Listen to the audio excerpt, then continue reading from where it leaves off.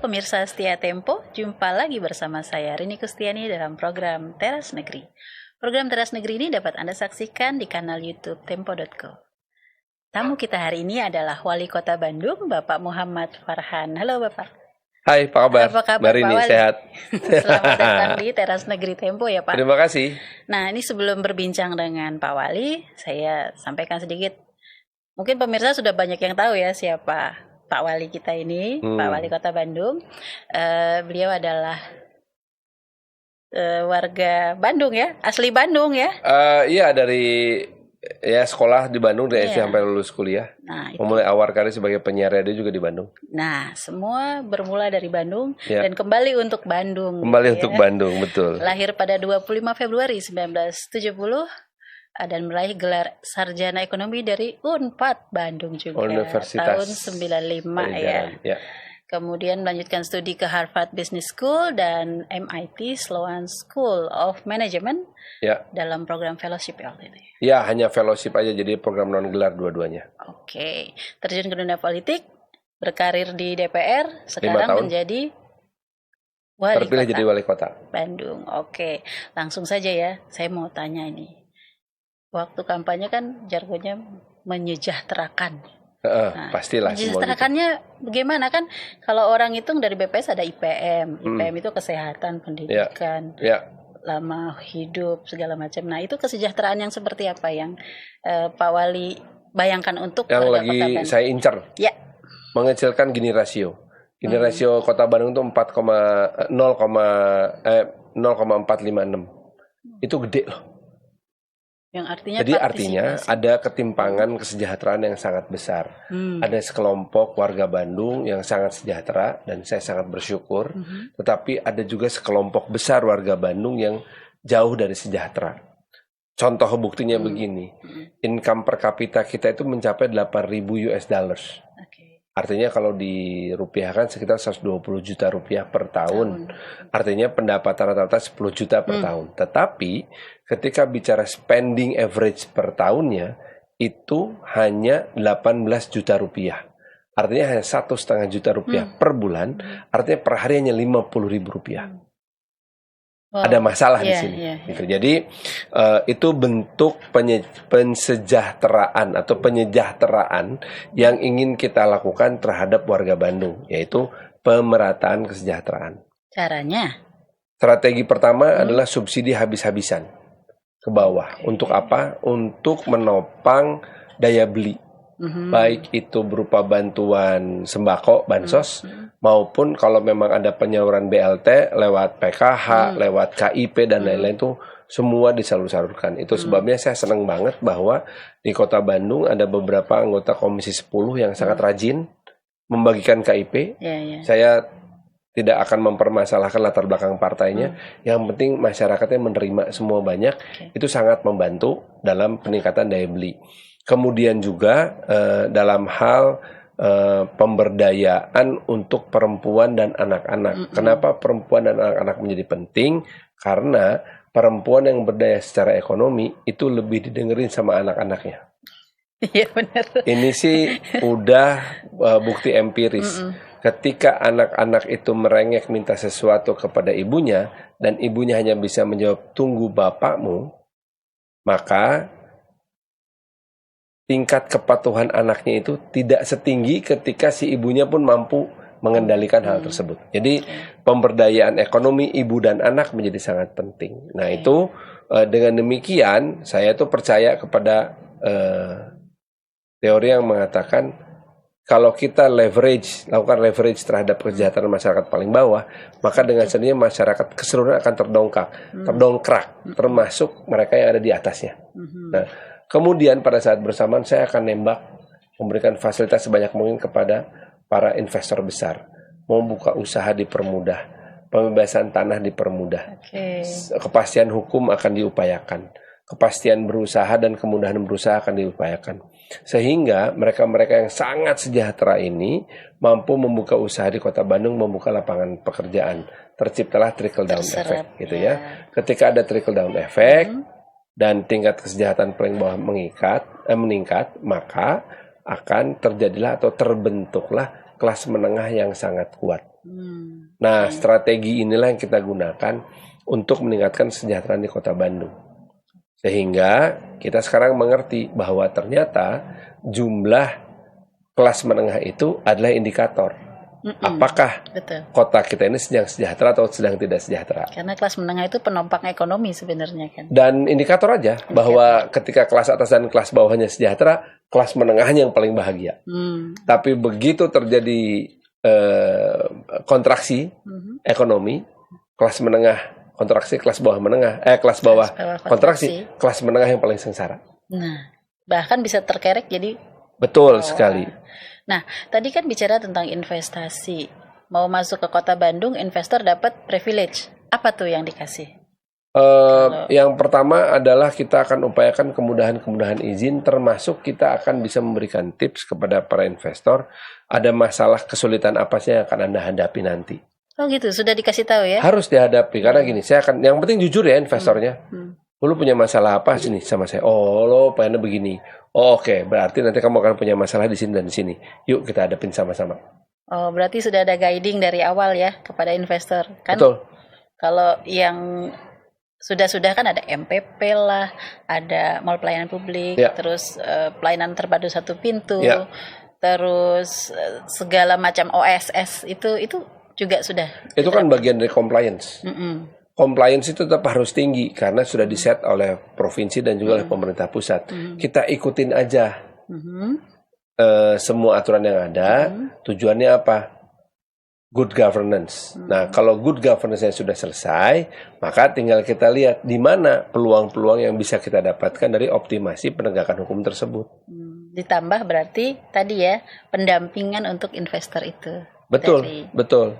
Dan memang kadang-kadang peraturan dari pemerintah pusat selevel undang-undang, selevel peraturan pemerintah, selevel peraturan menteri, Kepres, Perpres, dan lain-lain, itu memang kadang-kadang kalau kita baca selewat, kok kayak nggak nyambung ya sama kebutuhan di daerah nih. Nah, kitanya sebagai orang daerah harus lebih kreatif. Tanya langsung ke orang pusatnya, kenapa kau bikin seperti ini? Kalau aku sekarang punya masalah seperti yang berbeda, apa yang mesti kulakukan? Karena kalau apa adanya, tidak mungkin aku bisa menemukan solusi masalah aku ini karena kepentok sama peraturan yang kau bikin gitu. Contohnya saya kemarin, tiba-tiba saya mendapatkan laporan bahwa sudah 2 bulan kami tidak membayarkan honor untuk guru honorer. Padahal peraturannya 1-3 bulan. Udah masuk bulan ketiga. Belum ketemu juga kuncinya. Terus akhirnya kita diskusi. Ketahuan lah bahwa yang membuat kita ragu-ragu adalah revisi Undang-Undang ASN yang mengatakan tidak boleh mempekerjakan non-ASN melakukan pekerjaan ASN. Ya kan? Guru pekerjaan ASN. Akhirnya saya datang ke Pak Gubernur. Pak Gubernur bilang coba ngobrol sama BPK, saya ngobrol sama BPK memberikan solusi. Undang-undang berlakunya kapan? Desember, Pak. Kontrak dengan orang-orang ini sejak tanggal berapa? Sebelum Desember 2024, Pak. Berarti dia masih berhak. Oke. Tapi ada PR berikutnya. Apa tuh? Ketika kontrak mereka habis, mau diperpanjang, harus disesuaikan dengan undang-undang yang baru. Nah, kita punya waktu sekitar 10 bulan untuk berpikir, gimana ya caranya? Nah itu yang jadi challenging ya. Betul. Aduh, harus putar lagi ini gimana supaya kira-kira gitulah. Ya, jangan sampai mereka dari menengah terus turun. Terus juga misalnya nih dari Pak Gubernur kan bilang kalau perlu nggak boleh ada pelajaran berenang di sekolah. Karena apa saya tanya? Oh, karena nanti diwajibkan bayar, beli tiketnya dari guru olahraganya malah jadi itu sebagai pendapatan sampingan dan lain-lain. Oke. Tapi berenangnya masih boleh. Maka sekarang ini saya lagi benerin kolam renang punya Pemkot supaya bagus. Bertaraf internasional. Nggak usah bertaraf internasional. Bertaraf bisa dipakai sama wali kota aja. Ya, kalau udah bisa dipakai sama wali kota, maka saya akan umumkan nanti siapapun murid SD sama SMP yang mau berenang di kolam renang Tirta Lega punya pemerintah Kota Bandung, itu gratis, nggak usah bayar. Nah, bicara soal kolam renang kayaknya ada sisi historisnya. Iya, Pak Wali. Di kolam renang Tirta Lega itu sejak pertama kali dia dibuka, itu saya udah belajar berenangnya di situ dari usia 6 tahun sampai 16 tahun. 10 tahun belajar. Iya, gitu. Jadi buat saya, ya kolam renangnya mesti tetap harus ada. Harus sampai sekarang masih ada. Dan benar melahirkan wali kota. Banyak melahirkan atlet dan akhirnya melahirkan seorang wali kota. Oke. Itu salah satu bagaimana kita menerapkan yang namanya prinsip memutar untuk menerobos. Memutar tuh kita ikutin dulu semua peraturan, nanti kita bisa bikin terobosan kok gitu. Jadi nggak frontal juga ya? Nggak. Oke. Nah, pas retret kemarin saya kan memperhatikan pidatonya Pak Mendagri ya, Pak Tito. Beliau itu mendorong pemerintah daerah untuk membuat sumber-sumber pendapatan baru. Ya. Supaya nggak bergantung sama dana pemerintah pusat. Nah, itu terobosannya di Kota Bandung gimana? Kayaknya aman-aman aja nih kalau Kota Bandung ramai terus soalnya. Ya, alhamdulillah kalau ramainya sih. Tetapi kalau ramainya kenaikannya 100% tapi pendapatannya naiknya cuma 2%, ada masalah. Nah, salah satu hal yang saya senang banget hasil rapat koordinasi bersama Menteri BPN ATR dan Gubernur serta seluruh kepala daerah Jawa Barat adalah bahwa data NIB itu harus sama dengan data NOP. Nomor induk berusaha sama dengan nomor objek pajak. Nah, kalau itu disamain, waduh, alhamdulillah Bu, PPHTB, PBB-nya itu akan meningkat sangat signifikan. Oke, berarti itu harus pairing dulu ya data ya? Nah, pairing data ini mudah-mudahan bisa berjalan dengan baik karena saya tahu persis pemerintah Kota Bandung ini punya data foto udara dan data peta digital yang sangat detail, salah satu terbaik yang di Indonesia. Demikian juga dengan kantor tanah BPN di Kota Bandung juga punya hal yang sama. Jadi tinggal kita matchingin aja. Kalaupun ada disparitas, tinggal kita hitung disparitasnya berapa, lalu kita bikin kesepakatan. Apabila disparitasnya berbedanya berapa persen, nah itu kita lakukan adjustment terhadap value-value-nya itu. Oke, baik. Nah, ini kan kalau orang main ke Kota Bandung. Ya. Sabtu Minggu dari Jumat lah ya, Jumat Sabtu Minggu tuh padat. Ya. Gimana nih Pak Wali bikin terobosan supaya kita bisa berwisata tanpa macet? Iya, berwisata tanpa macet ya. Aduh, seandainya saya bisa katakan minggu depan udah nggak macet gitu. Sayangnya saya nggak bisa. Tadi siang kita baru selesai diskusi dengan World Bank khususnya untuk program BRT. Ini kayak busway gitu dengan segregated lines ya. Maka yang harus kita lakukan adalah pertama itu beresin parkir. Kita akan berusaha untuk menghilangkan parkir di badan jalan. Jadi bikin kantong parkir. Bikin kantong parkir. Nah, kantong parkirnya itu kalau bisa udah vertikal. Kayak di Jogja ya, Malioboro ya. Iya, itu harus dan itu akan mengundang investor. Saya lagi ngitung sekarang sama Badan Penanaman Modal dan Perizinan Terpadu Satu Pintu untuk memberikan insentif bagi kepada investor yang mau buka lahan parkir. Oke, ada ketentuan lahannya harus berapa luas? Itu lagi dihitung secara teknis nanti saya belum tahu persis. Oke, berarti kita akan menunggu. Ya, kenapa begitu? Karena kita harus menghidupkan hotel dan restoran khususnya anggota PHRI yang sekarang itu lagi sesak napas karena efisiensi. Kita harus akui bahwa selama ini spending pemerintah terhadap penggunaan fasilitas MICE di hotel-hotel dan restoran itu lumayan tinggi.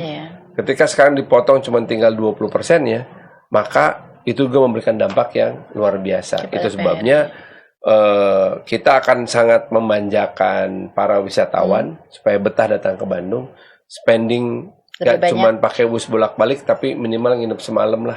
Ya, keliling juga gitu ya, supaya UMKM-nya juga diampirin satu-satu gitu ya. Baik, Pak Wali, ini adalah sebuah isu yang mengemuka di hampir semua daerah soal sampah. Iya. Apalagi di perkotaan. Iya, betul. Nah, Pak Wali ada strategi apa nih soal penanganan sampah? Ada 1.600 ton sampah setiap hari. Target kita adalah 600 tonnya harus habis di pengolahan dan di pemusnahan. Nah, 1.000 tonnya ini yang masih akan kita negosiasikan bersama pemerintah provinsi sebagai pengelola tempat pengolahan akhir sampah gitu. Itu yang tujuan utamanya. Nah, bagaimana cara kita memusnahkan dan mengolah 600 ton ini? Maka harus berbasis masyarakat. Ada titik-titik yang memang fokusnya adalah pada pemusnahan menggunakan teknologi thermal. Ya, kapasitas maksimumnya 10 ton, kapasitas optimumnya 8 ton. Nah, kemudian di setiap wilayah berbasis masyarakat juga kita akan duplikasi 413 kawasan bebas sampah itu menjadi 700 kawasan bebas sampah sampai akhir tahun ini. Mudah-mudahan bisa lebih. Jadi titik-titik kawasan bebas sampah ini rata-rata bisa mengolah sampah sampai 30%-nya. Jadi yang ke TPA-nya bisa berkurang. Betul. Kalau kita hitung semuanya optimal ya. 1.600 ton dikelola oleh kawasan bebas sampah senilai 30%-nya 480 ton. Oh, itu signifikan banget itu. Jadi 400 berapa sih? 83. Jadi dari 1.600 ton kita akan olah itu 480 ton. Wow. Nah, dari 480 ton yang sudah dikelola itu berarti kan sisa 120 ton nih sebelum menuju 1.000. Nah, 120 tonnya di mana? Yaitu ada pemusnahan, ada daur ulang dan lain-lain. Nah, syaratnya tadi kalau nggak salah sempat ngomong syaratnya harus ada pemilahan. Oh ya. Kalau masalah pemilahan memang bagian dari edukasi masyarakat yang tidak boleh kita abaikan. Tanpa ada budaya pemilahan, bukan perintah loh ya. Kesadaran ya. Iya, wali kota tuh ada 2 senjata. 1 perintah, 2 pembinaan. Yang ketiga ada 1 lagi tapi nggak pernah dipakai, yaitu pembinasaan. Jangan atau? Nggak, itu nggak akan pernah dipakai. Nah, perintah itu memang harus jatuhnya ke struktur. Tapi kalau pembinaan itu lebih ke masyarakat. Artinya edukasi, apa? Ya? Mengajak, partisipasi, advokasi, kayak gitu.